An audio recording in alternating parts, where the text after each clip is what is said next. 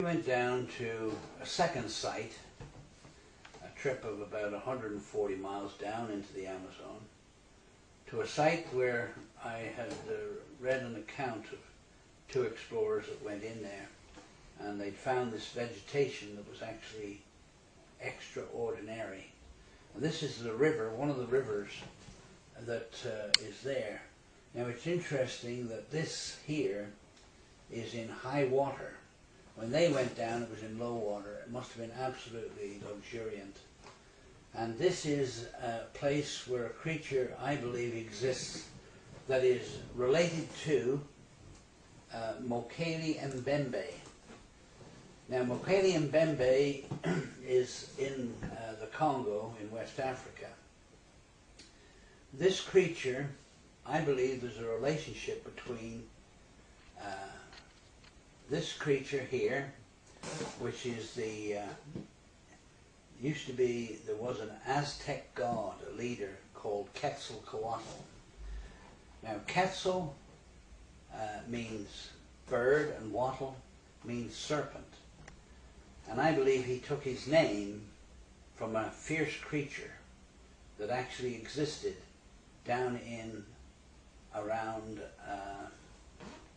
Mexico at that time.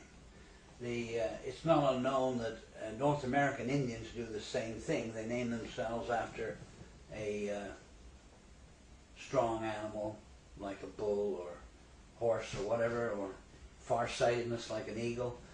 So they name themselves with so that men would think they have this.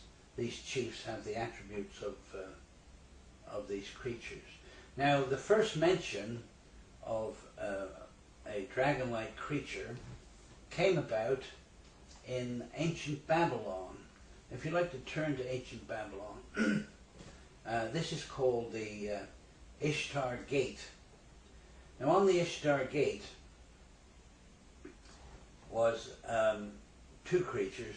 There's actually lions there as well, but the two creatures that we're interested in, or the one actually, but the two that you'll see, one is the aurochs, a wild bull that died in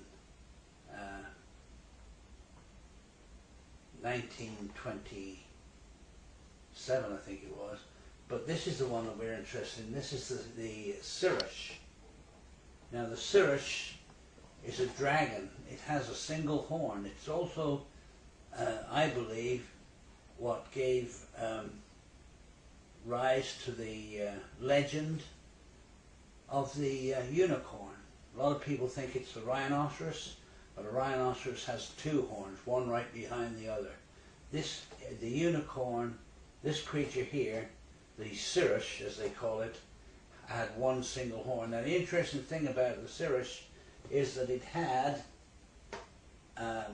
huge back feet that were webbed, and they were used for going across swamps. Now it's known also that the Babylonians liked to collect not only strange plants, but also strange animals as well. In fact, that's probably where the starting of zoos came in, from ancient Babylon, because I believe they do know there's the apocryphal writing of the Bell and the Dragon that relates to them having one of these creatures inside Babylon.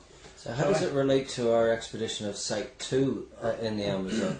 And what were we looking for?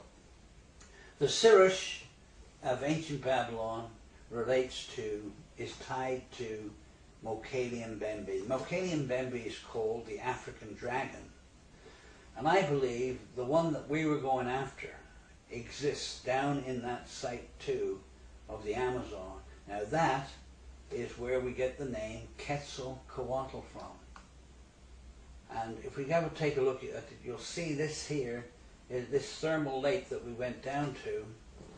It has the actual, the lush vegetation which a creature would really thrive on.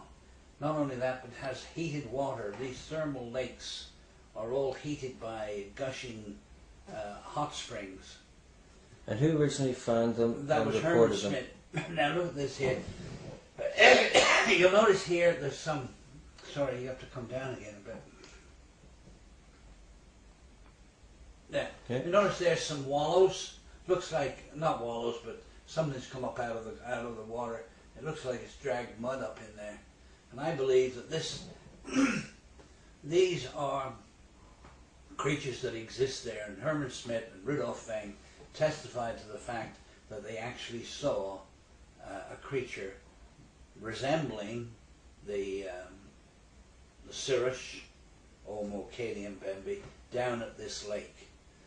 So this is why we went down there, and this is where we hope to go down and find evidence of this creature later on. Okay, that's it.